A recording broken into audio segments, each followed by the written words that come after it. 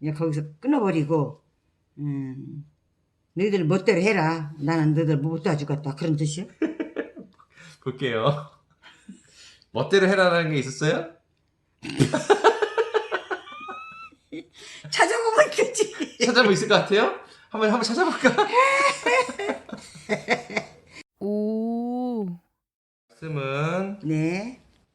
열왕기상 9장 1절부터 네. 9절까지 말씀입니다. 네. 제가 한 번씩 읽어드리고 할머니 설명드리도록 할게요. 음.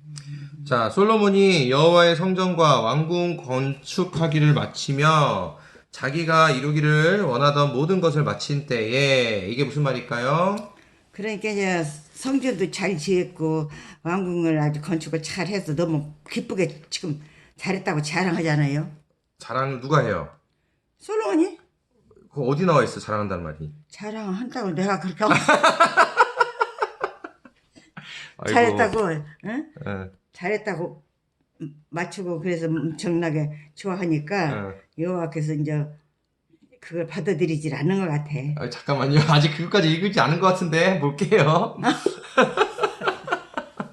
할머니가 내가 엄청 부지런해. 상상력이 엄청 부지런하네요. 자, 처음부터 해봐요. 네, 알겠어요. 알겠습니다. 자, 볼게요. 일단은, 솔로몬이 여호와의 그 성전하고 왕궁을 건축을 다 한 것 같아요. 네. 그러니까 이루기 원하던 것을, 모든 것을 다 이제 다 만든 겁니다. 다 완성한 거고요. 그럴 때에, 그때, 다 했을 때에 하고, 이제 그 때를 말하는 거예요. 네. 2절 여호와께서 전에 기본에서 나타나신 것 같이 다시 솔로몬에게 나타나사. 이게 무슨 말이에요? 그 솔로몬 이제 이렇게 다 했으니까 한번 와보는가 보지 뭐. 여호와께서 성전 저기 한 데로 와보는 거예요. 얼마나 잘했나. 그래요. 얼마나 잘했나는 여기 아직 안 써져 있는 것 같은데. 에? 네, 할머니가 아주 열심히 성경책을 읽으셔가지고 그동안에 상상력이 많이 발달한 것 같아요. 자, 여호와께서 그 성전에, 그러니까 아니 예전에 기브온에서 나타나셨던 것처럼 다시 또 솔로몬한테 나타나셨다라는 말씀입니다. 3절 여호와께서 그에게 이르시되 내 기도와 내가 내 앞에서 간구한 바를 내가 들었은즉 나는 내가 건축한 이 성전을 거룩하게 구별하여 내 이름을 영원히 그곳에 두며 내 눈길과 내 마음이 항상 거기에 있으리니. 이게 무슨 말일까요? 글쎄요, 너무 기네요. 네, 길면 좀 힘들죠, 할머니가. 자, 여호와께서 그 이제 솔로몬에게 나타나서 말씀하시기를 네. 너희의 기도와 네가 내 앞에서 간구한 말들을 내가 다 들었다는 거예요, 하나님께서. 들어본 적은 네가 솔직하게 하지 않았다는 얘기 아니에요? 그거는 없어요. 그건 없고 그냥 들었다까지만. 왜 이렇게 솔로몬이 싫어요, 할머니? 미워요, 솔로몬? 내가 솔로몬 사랑하거든요. 아닌데. 자꾸 솔로몬 미운 것 같은데, 할머니. 근데 사랑을 하니까 잘못한 거 바로 잡아주려고 그래. 그래요. 할머니가 아주 예습을 철저히 많이 해온 것 같습니다. 자, 그래서 다시 본문에 보니까 하나님께서 나는 솔로몬 네가 건축한 이 성전을 거룩하게 구별해서 내 이름, 하나님 이름을 영원히 그곳에 둘 것이며 내 눈과 내 마음이 항상 거기 있을 것이다. 그러니까 하나님이 항상 그 성전에 거할 것이다 라고 말씀하신 겁니다. 자, 4절 네가 만일 내 아버지 다윗이 행함같이 마음을 온전히 하고 바르게 해서 내 앞에서 행하며 내가 네게 명령한 대로 온갖 일에 순종하여 내 법도와 율례를 지키면. 이게 무슨 말일까요? 그러니까 말로만 하지 말고 네 아버지가 어떻게 잘하라고 그래. 어이고 얼추 맞는 것 같은데요? 다마지한테 어찌만 줬어. 그러게 할머니 이제 점점 더 많이 맞춰지는 것 같은데. 자,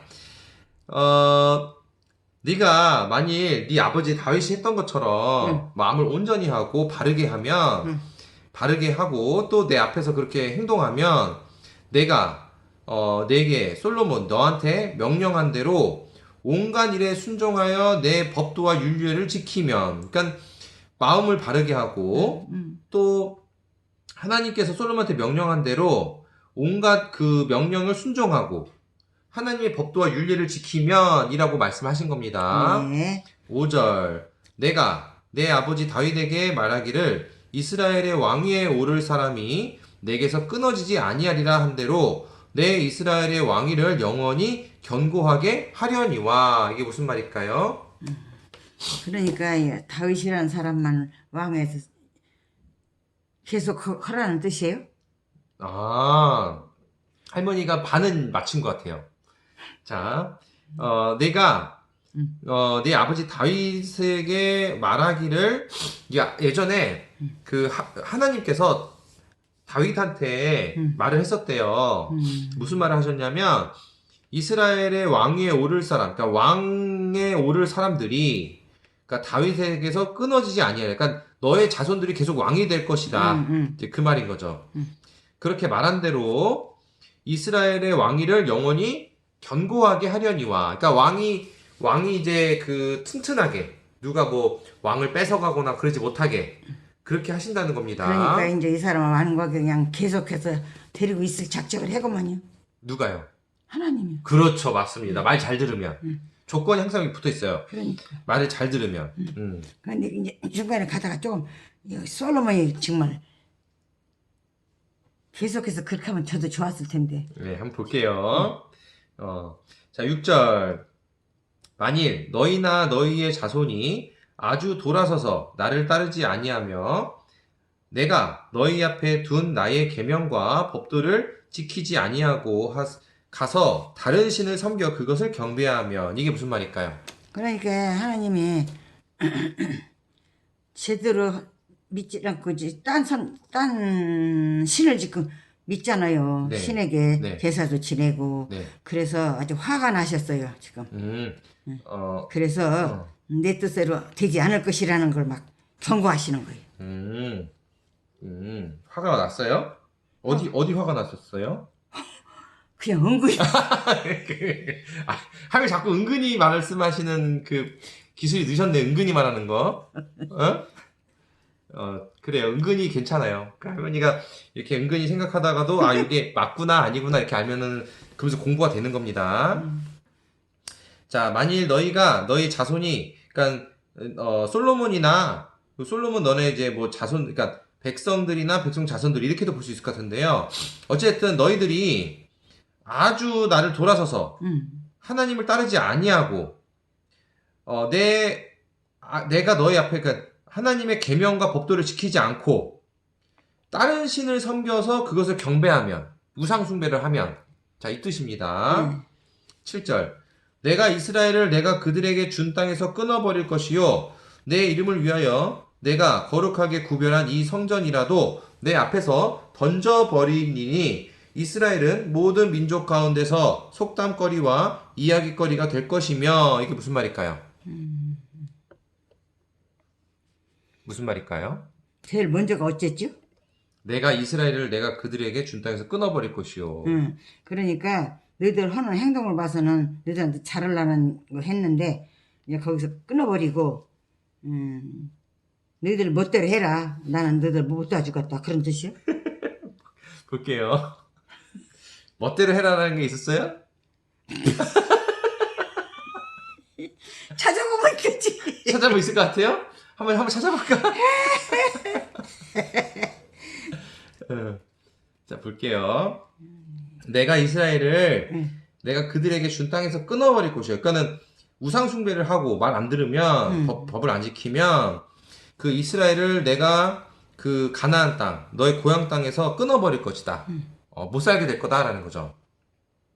내 이름을 위하여 내가 거룩하게 구별한 이 성전, 이제 솔로몬이 만든 성전이라도 하나님이 던져버린대요. 그냥 버려버린대요. 이스라엘을 모든 민족 가운데 속담거리와 이야기거리가 될 것이며, 그러니까 모든 민족들이 이제 이스라엘을 보고 이제 막 쟤네가 망했대, 어쨌대. 쑥덕쑥덕 하는 거예요. 쑥덕쑥덕, 맞아. 아이고, 맞네. 쑥덕쑥덕. 쑥덕쑥덕을 하는 것 같아요. 8절. 이 성전이 높을지라도 지나가는 자마다 놀라며 비웃어 이르되 여호와께서 무슨 까닭으로 이 땅과 이 성의 성전에 이같이 행하셨는고 하면 이게 무슨 말일까요? 암만 높게 좋게 지었어도 이스라엘 그 사람들은 마음에 안 들어하고 네. 여호와께서도 별 마음에 안 들어. 무슨 까닭인지는 몰라도 이 사람들이 참 하라는 대로 안 하고 엉뚱하니 성전 지어놓고도 딴 짓하고 딴 제사를 지내주고 하니까 여호와께서 많이 화가 나셨어요. 그래서 아주 모두 쫓아내고 싶어요. 여기서 또 화가 나셨어요? 여기서도 화가 났어요 또? 그럴 거예요. 그럴 것 같아요. 그렇구나. 자, 볼게요. 이 성전이 높을지라도 이 성전을 잘 져서 높게 졌어도 지나가는 사람마다 놀라면서 비웃는데요. 비웃으면서 아니 하나님께서 무슨 이유로 이 땅을 이 성전 이렇게 버리고 망치셨는가? 라고 이제 사람들이 지나가면서 말하는 거예요. 어디 망하면은 지나갈 때 저 집 왜 저렇게 망했어? 이렇게 말하잖아요. 이제 그렇게 될 거라는 거죠. 앞으로 말 안 들으면. 그러니까 말을 잘 들어요. 맞아. 자, 9절. 대답하기를 그들이 그들의 조상들을 애굽 땅에서 인도하여 내신 그들의 하나님 여호와를 버리고 다른 신을 따라가서 그를 경배하여 섬김으로 여호와께서 이 모든 재앙을 그들에게 내리심이라 하리라 하셨더라. 이게 무슨 말일까요?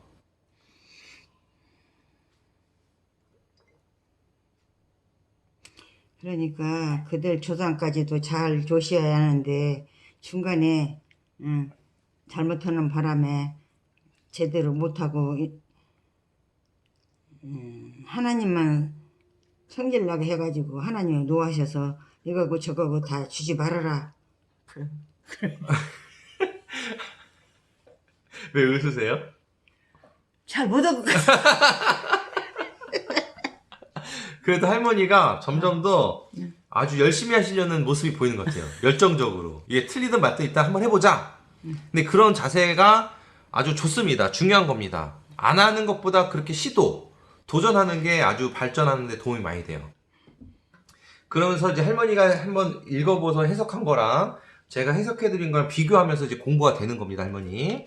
자, 한번 읽어볼게요. 자, 이제 지나가는 사람이 아유 저기 왜 이렇게 망했어 저 뭔 일 있었어? 라고 얘기할 때 그때 대답하기를 누가 알려주는 거예요. 여기가 왜 그랬냐면은 그들 여기 살던 사람들 조상들이 애굽 땅에서 구해주는 그 하나님 여호와를 버리고 다른 신을 따라가가지고 그 다른 신들을 우상 숭배하고 경배하고 섬겨가지고 하나님께서 이 재앙을 내리신 거야 라고 알려준다. 앞으로 그렇게 주변 사람들이 쑥덕거릴 것이다. 이렇게 예언을 하신 겁니다. 하나님께서. 아 그래요. 아직은 그렇게 쑥덕거리고 그러진 않는데 네. 앞으로 그렇게 할 것이다. 그렇죠. 너네들이 말 안 들으면 이런 일이 벌어질 거다. 아멘. 라는 거를 이제 오늘 얘기를 하신 건데요. 오늘 이 말씀을 할머니가 읽고 들으시면서 어떤 생각이 드셨어요? 그러니까 사람은 암만 내가 잘났어도 어른의 말씀을 듣고 내가 실속을 차려야 해요. 네. 그러니까 하지 말라는 거 자꾸 여기저기서 하니까 하나님이 노하시고 우리 예수님까지도 이 사람들을 안 도와주려고 마음먹잖아요. 좋아요. 저는 여기서 보면서 이제 비웃음을 산다고 그랬어요. 이스라엘 백성이 비웃음을 산다고. 하나님 말씀 안 들어서. 그렇게 놀리는 거예요, 비웃음이. 그렇죠. 근데 저는 이걸 보면서 지금의 기독교도 비웃음을 사고 있지 않나. 그런 생각이 들었습니다. 그러니까 이제 이 기독교인들이 아무리 잘한다 그래도 또 더 잘하는 사람이 있고 또 이제 잘하다가도 또 그냥 실족한 사람들이 있어요. 그러면은 요즘에 왜 기독교인들이 비웃음을 살까요? 어떤 기독교인들이 비웃음을 살까요, 일단? 아니 신앙생활을 한다 하면서 거짓말이나 하고 사기나 치고 네. 그냥 말씀대로 신정을 안 하고 그냥 자기네 나도 이렇게 저렇게 하면 돼요 뭐 어쩌고 그래가면서 그냥 쑥덕이잖아요. 오늘 왠지 주제가 쑥덕거리는 것 같은데. 자, 일단 우리 목사들 뭐 다른 종교도 마찬가지겠지만 하나님 말씀을 따르는 종교가 더 잘해야 되고 더 조심해야 돼요. 다른 종교가 그러는 그렇죠. 것보다는 다른 종교는 유상이니까. 근데 중요한 건 보면은 목사들이 횡령하고 돈을 성범죄 일으키고 또 그 최근에서는 막 땅 가지고 막 논란 일으키고 그걸로 막 돈 더 달라고 그러고 예? 심지어 정치인들하고 결탁해가지고 그게 지금 여기 구약에 유대인들 뭐 바리새인 사두개인들이 정치인들과 결탁하면서 일어난 일들이 있었는데 그때나 지금 기독교인이랑 똑같은 겁니다 사실은. 그래서 하나님 말씀을 따르지 않는 그런 기독교인이 됐다 보니까 지금 뭐 기독교를 보고 뭐라고 비웃어요? 개독교라고 합니다. 개독교. 기독교를 어떤 이제 주변의 어떤 사람들은 개독교라고 불러요. 개독교.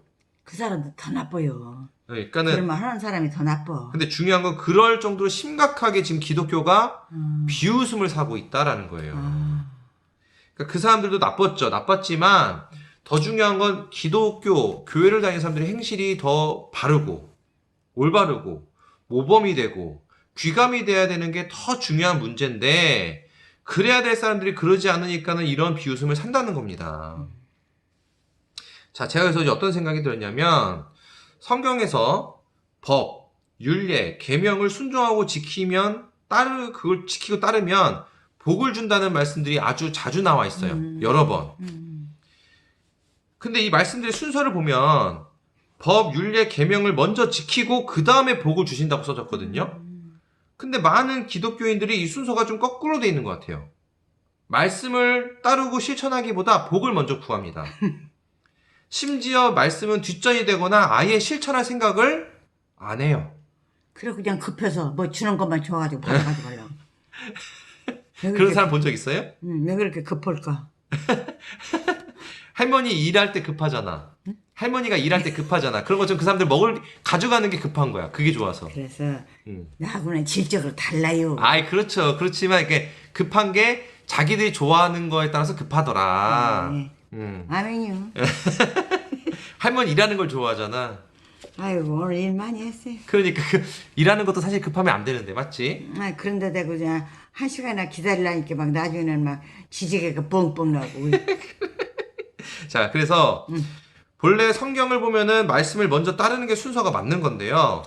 지금은 이상하게 이걸 거꾸로 하는 것 같아요. 교회 다니는 사람들이. 원래 속임수의 대가가 사탄이거든요. 근데 사탄의 전략 중 하나가 바로 순서를 거꾸로 하는 겁니다. 순서를 바꾸는 거예요.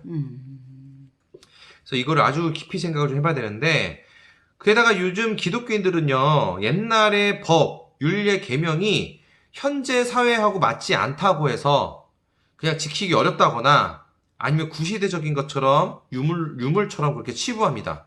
옛날 얘기처럼 이게 그냥 듣는 거예요, 읽고.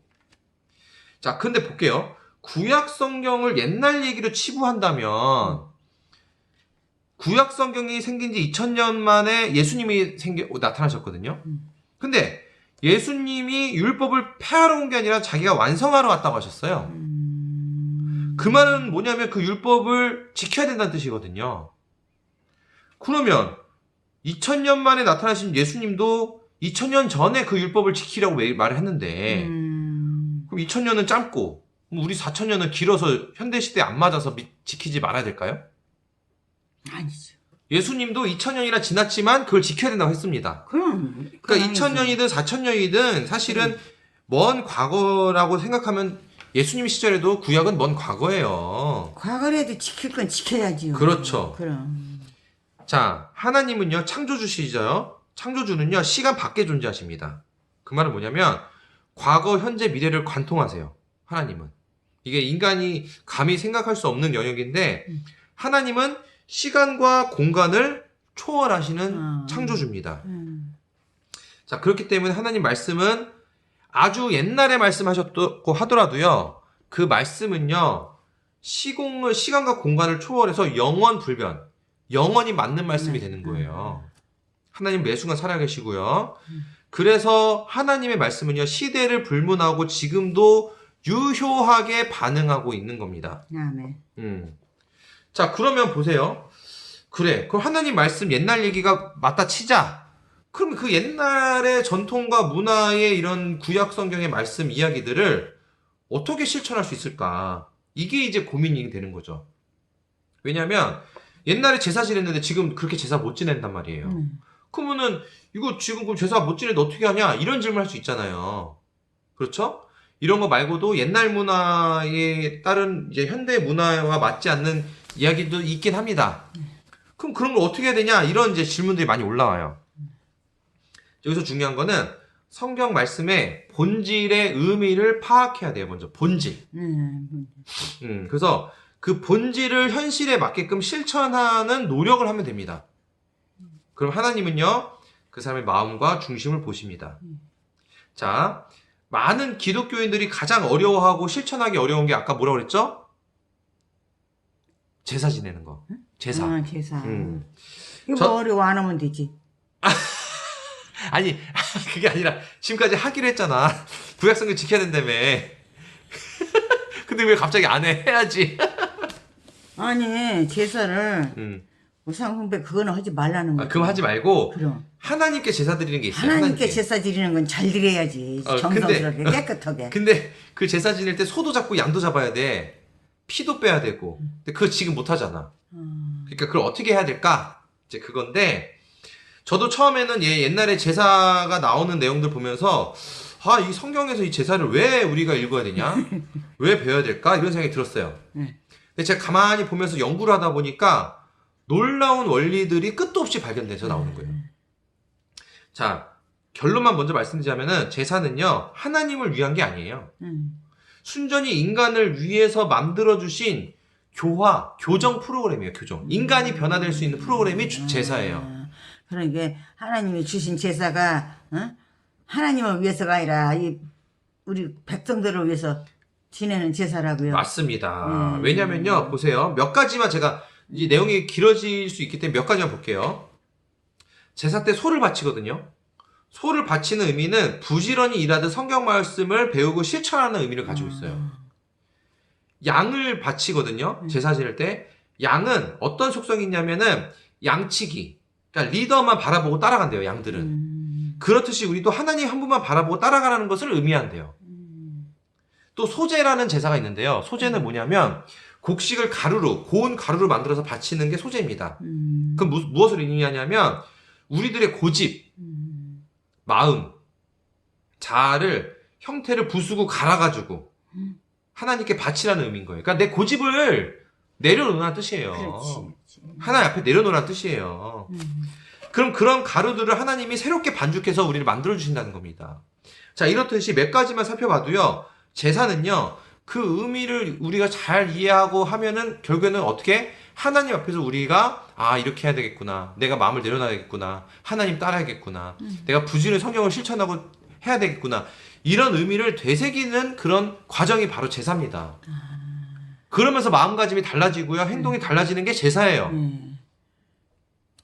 자, 그래서 지금은 제사를 지내지 못하지만 이런 의미들을 진실로 마음에 품으면서 기도하고 실천하려고 생활에 매진하고 노력해야 돼요. 이게 하나님께 드리는 제사가 되는 겁니다. 아멘.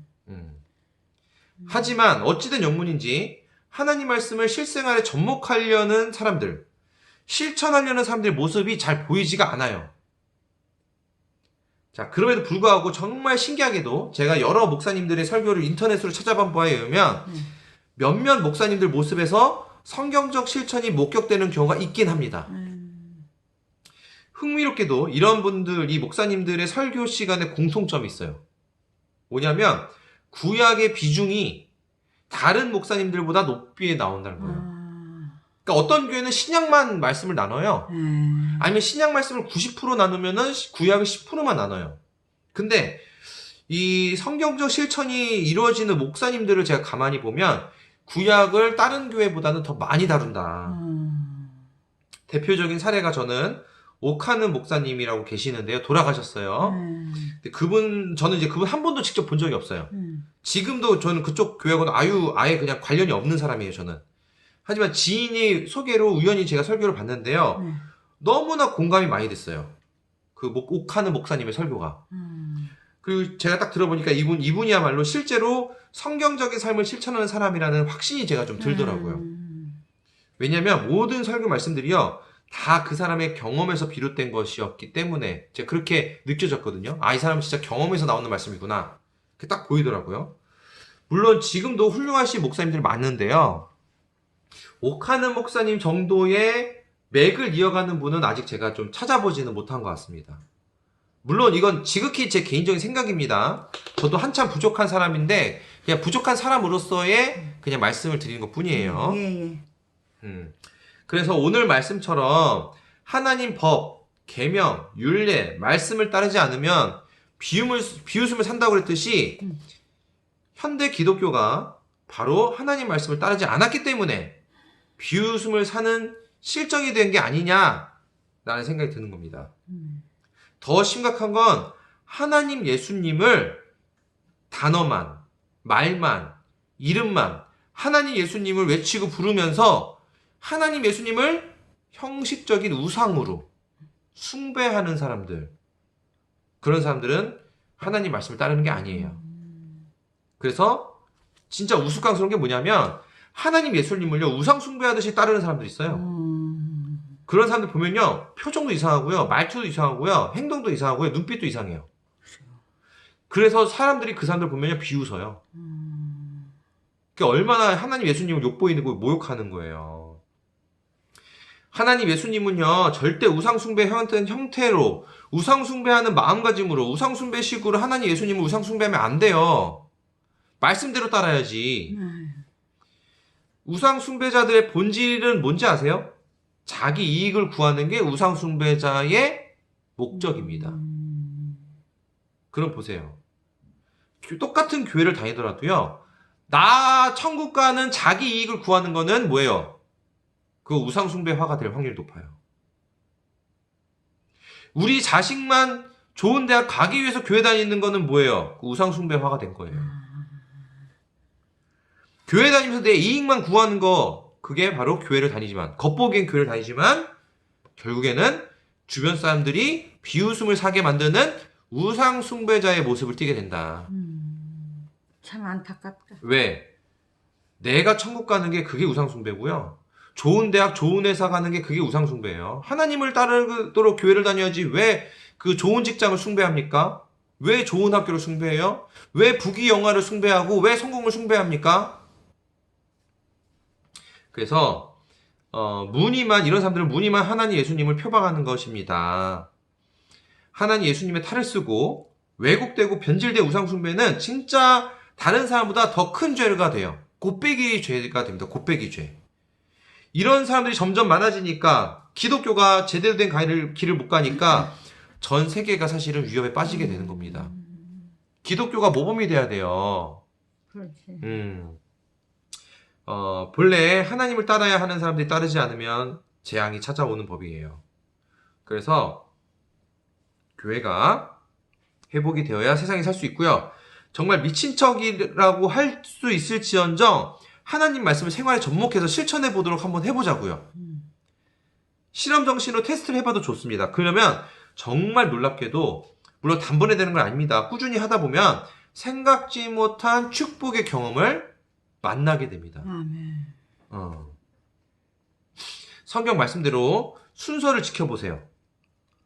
그러니까 말씀을 먼저 따르고 복은 그냥 내가 구하지 말고요. 하나님한테 맡기세요. 알아서 주실 대로. 그러면 생각하는 것 이상으로 축복을 주십니다. 아멘. 왜냐? 나보다 나를 더 잘 아시기 때문에. 그래서 내가 생각지도 못한 필요를 채워주시는 거예요. 하나님께서. 이게 바로 놀라운 기적과 같은 경험이 되는 겁니다. 더 재미있는 것은 남들은 모르는 나와 하나님만 아는 신기한 경험들이 많아진다는 거예요. 할머니도 그런 경험 많이 있잖아요. 나하고 하나님만 아는 신기한 경험들 많잖아요. 그래서 이것은 마치 남들은 모르지만 하나님과 나만의 은밀한 데이트를 하는 기분이기도 합니다. 자, 그래서 말과 생각으로만 하나님 믿는다고 자기 쇠뇌 체면을 할 게 아니고요. 전심으로 하나님을 신뢰해야 합니다.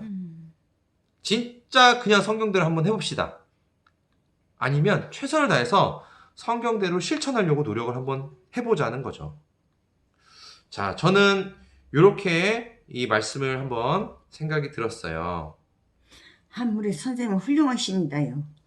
참말로 이렇게 훌륭하신 분한테서 이렇게 지도를 받고 깨달음을 주시고 그런데도 이렇게 멍청해서 참 제가 걱정돼요. 뭐가 멍청해 할머니가 아니죠. 멍청하죠. 아닙니다. 선생님 괴롭고 제가 왜 길어요? 제가 그 빨리빨리 못 오면요 답답해요. 할머니가 맛있는 밥도 해주고 반찬도 해주는데 뭐가 괴로워요. 그건 먹는 거죠. 자, 그래서 오늘 하여튼 잘 말씀 나눴고요. 네. 할머니 하실 말씀 있어요? 저는요 아무 할 말도 없고 하나님이 저를 지켜주시고 제가 이렇게 못하는 것 좀 깨닫게 해주시면 제일 좋겠습니다. 네, 그래요. 할머니 오늘도 수고 많았습니다. 감사합니다. 우리 선생님 수고 많이 하셨어요. 감사합니다. 선생님 안녕 바이바이 또 만나요. 너무 좋아해요. 선생님 사랑해요. 선생님 사랑해요. 이제 손주를 사랑하는 거니까 네. 그 선생님 사랑하는 건데 하나님도 사랑해요. 내가 할머니를 제자를 두고 사랑한다는 말을 듣기가 애매하네요. 할머니가 제자라고 하니까. 아니에요. 그거는 절대적으로 있어야 해요. 아이고. 그거는 사람이 모르는 사람이 선생님 할 수 있어요? 못하죠? 네. 그러니까 절대적으로 선생님은 존경을 받게 하고 너무너무 정말 훌륭하신 것을 제가 깨달았어요. 아이고 감사합니다. 저 이렇게 언제나 그냥 어렵고 힘들어도 저를 깨닫게 해주시고 저에게 지금 도움 주시는 하나님, 우리 선생님 감사하게 저를 도와주시고 계십니다. 우리 선생님한테 능력을 더해 주시옵소서. 네. 하나님 아버지 이름 받들 기도드립니다. 저는 제 능력보다 하나님 우리가 모두가 하나님 말씀을 잘 따르고 그러니까. 잘 배우고 잘 이해하게 해달라 이렇게 기도를 드리면 됩니다. 저도 하나님께 그렇게 기도하니까 하나님 많이 알려주신 거예요. 제가 똑똑한 게 아니에요. 아멘. 네, 수고하셨습니다. 감사합니다. 네.